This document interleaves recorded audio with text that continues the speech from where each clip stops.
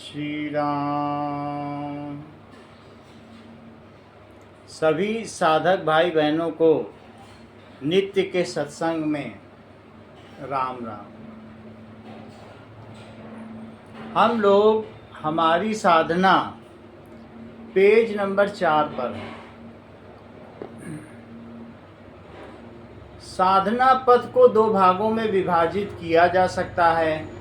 साधना पथ जिसमें शक्ति के ऊर्ध्वगमन पर जोर दिया जाता है और शक्ति को मूलाधार अथवा किसी अन्य केंद्र से, अलग अलग साधक की अलग अलग स्थिति होती है। किसी की मूलाधार में होगी, किसी की स्वाधिष्ठान में होगी, किसी की मणिपूरक में होगी। मणिपूरक नाभि में होता है। तो वहाँ से जागृत करके ऊंचे केंद्रों तक पहुँचाया जाता है और सहस्त्रार्थ में जाकर लीन कर दिया जाता है।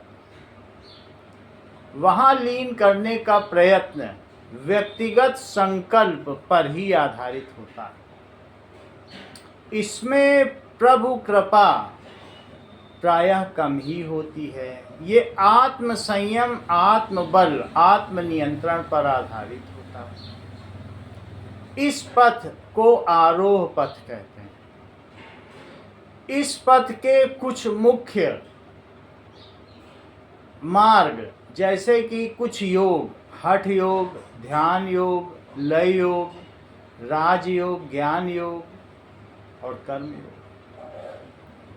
तो जो हठ योगी होते हैं वो किसी न किसी चीज़ का प्रण ले लेते हैं, एक पैर पे खड़े रह जाते हैं, शरीर को कर्कश कर लेते हैं, अपने चारों तरफ आग जला लेते हैं कि मैं हठ करके भगवान को पा लूँगा। इसको हठ योग कहते हैं। लय योग अपने अंदर कोई ध्वनि को सुनना, ओम या राम ऐसी ध्वनि आ रही है, उस पर ध्यान लगाना। इसी प्रकार से ज्ञान योग अपनी विवेकनी शक्ति के आधार पर कि मैं एक क्षेत्रज्ञ हूँ, आत्मा हूँ और ये शरीर ये व्यर्थ है, ये प्रकृति व्यर्थ है, ऐसा मानते हुए प्रभु की आधी सत्ता को नकार कर वो आगे बढ़ते हैं। सबके अपने अपने मार्ग हैं, सब प्रभु को पाना चाहते हैं।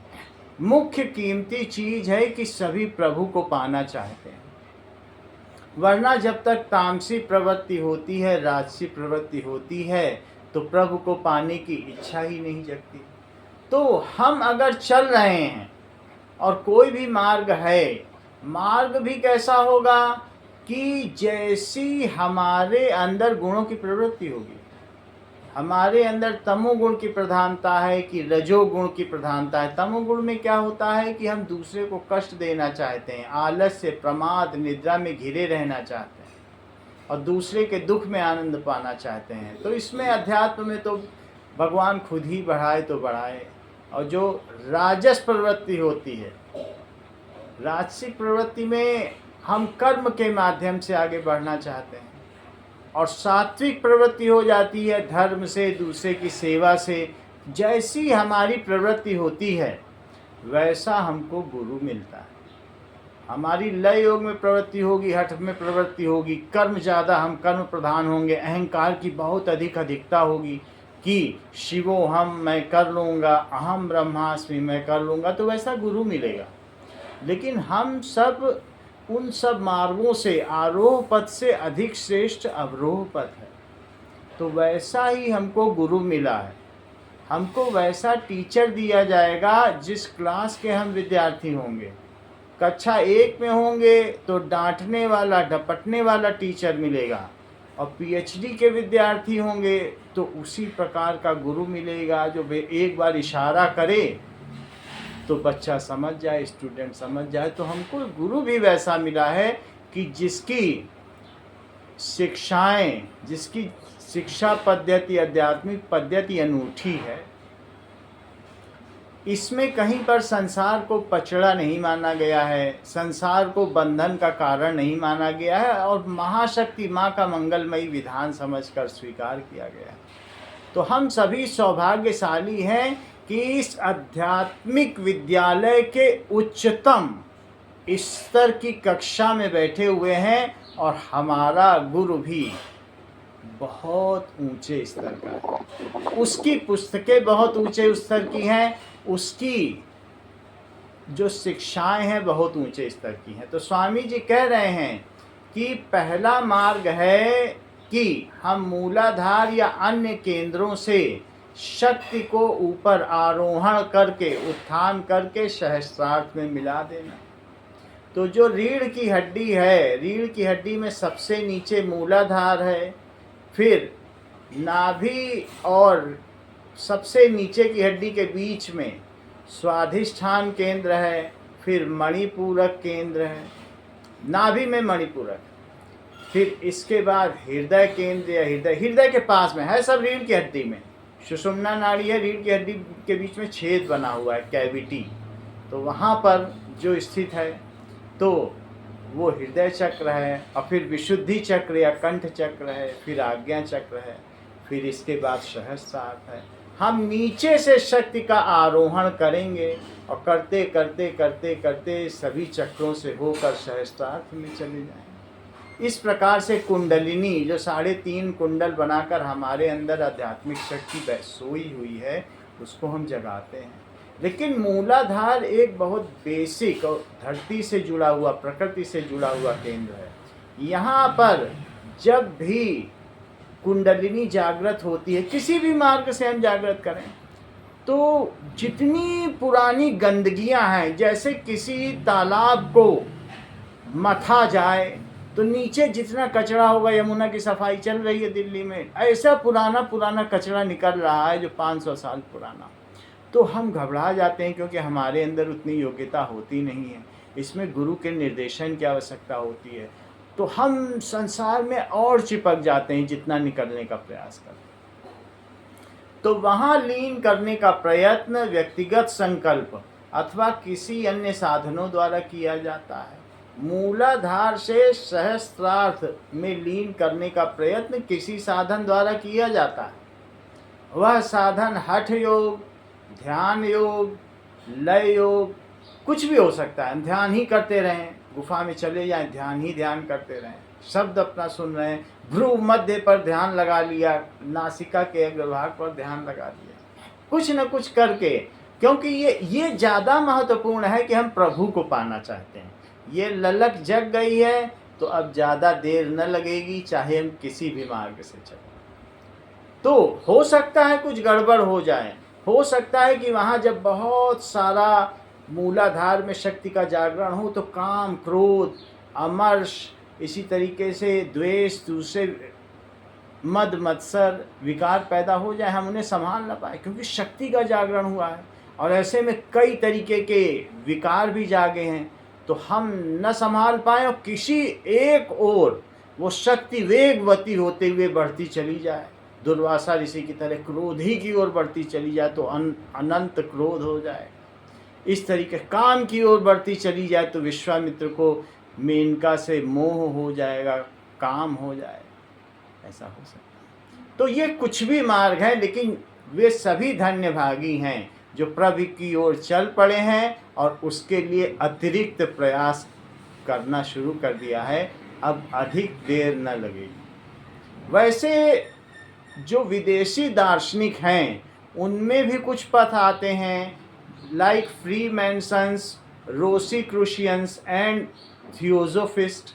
ये सभी मार्ग हठ के मार्ग हैं। बहुत सारे फ्रांसीसिक दार्शनिक हुए हैं, रोसियू, मॉन्टेस्क्यू और बहुत सारे हुए हैं, तो उन्होंने भी अपने दार्शनिक विचार प्रस्तुत किए। दर्शन क्या है? दर्शन का मतलब क्या होता है? फिलॉसफी क्या है? जब हम अपने पेट भरने को छोड़कर, अपने कर्तव्य कर्मों को छोड़कर ये सोचना शुरू कर दें कि जीवन क्यों मिला है, जीवन क्या है, जीवन का उद्देश्य क्या है, जिसका उत्तर विज्ञान के पास ना हो, उसे दर्शन कहते हैं। तो उसका उत्तर हमारे भीतर छिपा हुआ है। स्वामी जी ने दर्शन शास्त्र में एमए किया था, फिलॉसफी में। तो दर्शन का मतलब है अपने को देखना कि हम क्यों हुए हैं। तो इसके लिए बहुत बाहर के भी बहुत सारे दर्शन शास्त्री हुए हैं, फिलॉसफर्स हुए हैं, और भारत में भी कई ऐसी शिक्षा पद्धति अलग अलग प्रचलित हैं, 6 तरीके के सिद्धांत हैं। तो उन सिद्धांतों में कईयों में तो हठ योग, लय योग, ध्यान योग, यही सब योग चलता है। राजयोग कि हम भगवान का राज्य आएगा तो हम देवता बनेंगे, तो ऐसा बनेंगे, जैसा ब्रह्म कुमारी में चलता है। सभी तरीके के मार्ग हैं, लेकिन ये सभी मार्ग आरोह पथ हैं। इसमें शक्ति के आरोहण पर बल दिया जाता है। आरोह पथ की आधारशिलाएं हैं आत्म संयम। इस पथ पर वैसे तो मजबूरी है, इसमें हमारा कुछ लेना देना नहीं है। हमारे अंदर जैसा गुण होगा वैसा गुरु मिलेगा, वैसा वो चलाएगा। जब हम स्कूल में प्रवेश पाते हैं तो ये नहीं कि हमको यहाँ ये एक ऐसा रैंडम या द्रक्षया चलने वाला विद्यालय नहीं है। जैसी हमारी योग्यता होगी, हमें हिरन बनना होगा तो हिरन बनेंगे, शेर बनना होगा शेर बनेंगे। इंसानों में भी अलग अलग कैटेगरी हैं। श्रीमान कुल में जन्म लेंगे कि अधोकुल में जन्म लेंगे, तो जैसी क्लास होगी वहाँ बैठाला जाएगा और वैसे हमको टीचर मिलेंगे। अब हमको अच्छे टीचर मिले हैं, इसका मतलब है कि हम लोग बहुत अच्छे विद्यार्थी हैं। तो हम लोगों को भक्ति मार्ग मिला है, ये हमारे धन्य भाग हैं। ऐसे पथ मिले हैं, ऐसी पुस्तकें मिले हैं, ऐसे गुरु मिले हैं जिनका वरद हस्त हमारे ऊपर बना रहता है। तो आरोह पथ की आधारशिलाएं हैं आत्म संयम, पूर्ण स्वास्थ्य। जो पूर्ण स्वस्थ है वही इस पथ पर चले कि ध्यान से उठा रहा है कुंडलिनी को, तो ये कर रहा है। बहुत कुछ करना पड़ता है, वरना शक्ति को चढ़ा पाना, मोटर पानी को चढ़ाए आसान बात है क्या? तो चढ़ाने के लिए मोटर में भी शक्ति होनी चाहिए। तो शक्ति के आरोहण के लिए शरीर का स्वास्थ्य, आत्म संयम। संयम का मतलब कूर्मोंगानीव निग्रहितानि सर्वसा। जैसे कछुआ बाहर से अपने सभी अंगों को अंदर समेट लेता है, उसी प्रकार से अपनी सभी इंद्रियों को, कर्मेंद्रियों को, ज्ञानेंद्रियों को, मन को, बुद्धि को अंदर केंद्रित करना होता है। ये नेचुरल रास्ता नहीं है, क्योंकि इनकी प्रवृत्ति बाहर जाने की ही है। ये बाहर अपनी खुराक खोजती हैं, अपने भोग खोजते हैं। लेकिन फिर भी यदि जो ऐसा कर पाते हैं, प्रबल वैराग्य, कुछ ऐसी घटना घट जाए कि नहीं ये संसार तो अब छोड़ना ही है। जैसे कलिंग युद्ध में अशोक ने, सम्राट अशोक ने कहा, रही है हमने बच्चों को मार दिया, सब औरतों के 100 पड़े हैं, लाखों बच्चों पड़े हैं, छोड़ दो युद्ध। उसने सब छोड़ दिया। प्रबल वैराग्य उत्पन्न हो जाए। और गुरु के प्रति अटूट से श्रद्धा और विश्वास भी होना चाहिए, क्योंकि यहाँ पर तो गुरु की पग पग पर हमें मदद की आवश्यकता होती है। यदि काम, क्रोध आदि अधोगामिनी प्रवृत्ति प्रबल होंगी तो शक्ति जागरण से वो इतनी वेगवती हो जाएंगी कि उन पर साधक काबू न पा सकेगा। और व्यक्ति के अधापतन, यहाँ तक कि व्यक्तित्व के पूर्ण विच्छेद, that is disintegration of personality हो जाएगा। हमारा पूरा व्यक्तित्व का पूर्ण विच्छेद, हम बिखर जाएंगे। सोचेंगे बहुत अच्छा करने चले थे, लेकिन हम उस शक्ति को संभाल नहीं पाए। शक्ति तो असीम है। तो और अगर गुरु उस वरद हस्त रखता है, गाइडेंस देता है, तो ही हो पाता है। ये रिस्क का रास्ता है, इसमें कहीं न कहीं खतरा बना रहता है, मनोरोगी होने का खतरा बना रहता है। डिसइंटीग्रेशन ऑफ पर्सनालिटी, अपने व्यक्तित्व का ही विच्छेद हो जाता है, पागलपन हो जाता है, कभी मृत्यु हो जाती है। लेकिन सही गुरु मिल जाए तो सबसे बड़ा रत्न परमात्मा भी मिल जाता है।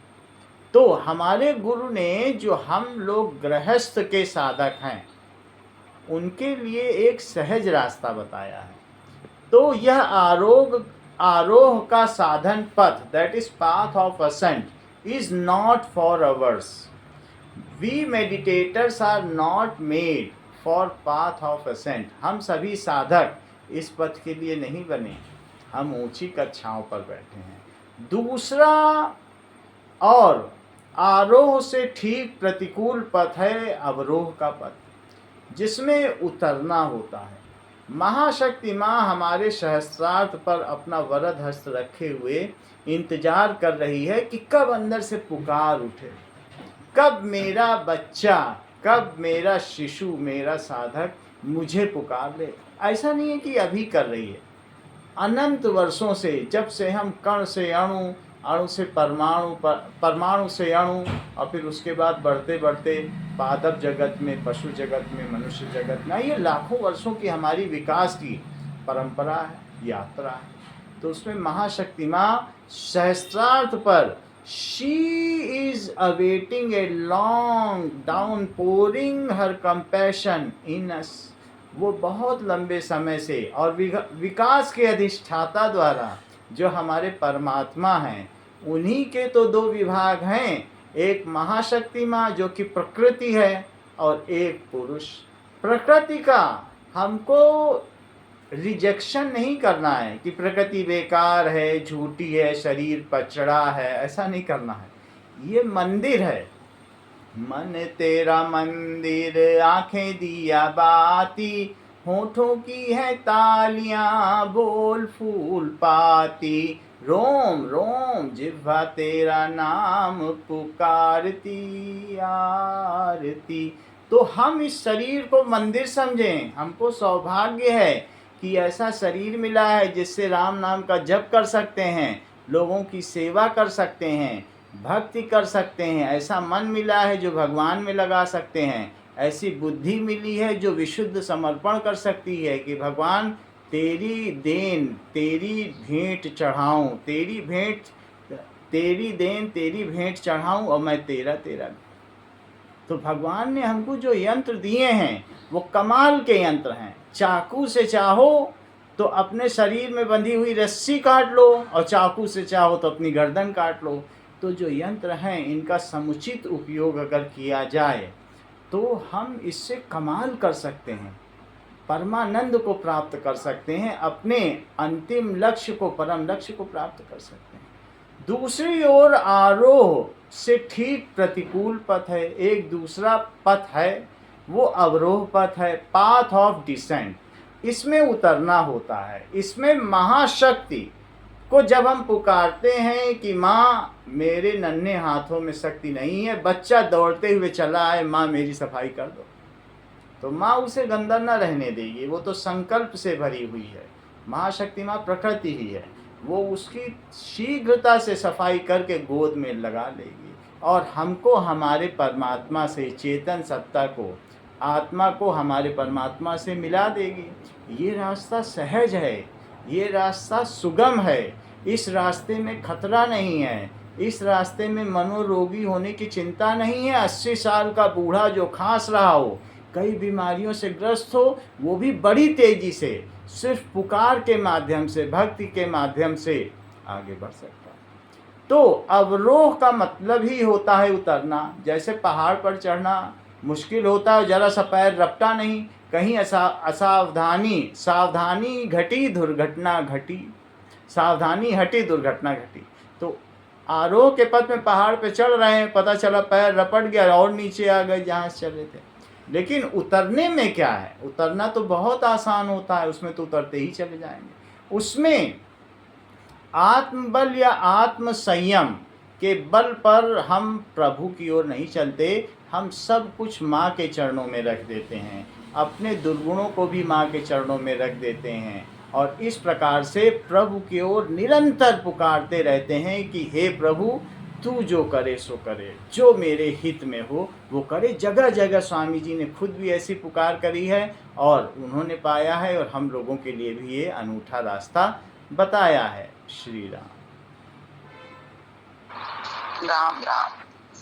बहुत सुंदर बताया कुमार, बहुत अच्छा। देखते हैं ना, बोलते हुए देखते तो मैं भैया क्या आती है, ऐसा लगता है यही बोल रहे हैं। सरल और सरल कर दिया, बहुत सरल स्वामी जी ने लिखा भी है। और उसी को बस पढ़ते जाओ तो ज़्यादा समझने की ज़रूरत नहीं, बस पढ़ते जाना है। और कोई दूसरा पढ़ रहा हो तो और मज़ा आ जाती है सुनने में। हाँ, दूसरा पढ़ रहा होता तो मुझे ज़्यादा समझ में आता है। हाँ, वही हम पढ़ते जाते, हमको कुछ इसमें समझाना नहीं है, तो हम लोग का सत्संग भी हो जाता है। वही चीज़ रिमाइंड करने की ज़रूरत है, घड़ी टिक टिक टिक टिक रोज़ रिमाइंड करो तो फिर वो भरी रहती है चाल। श्री राम। सभी लोगों का धन्यवाद। राम राम राम राम राम बेटा। कल हम लोग फिर मिलेंगे इसी समय। राम राम मौसी, राम राम। राम राम। बहुत बहुत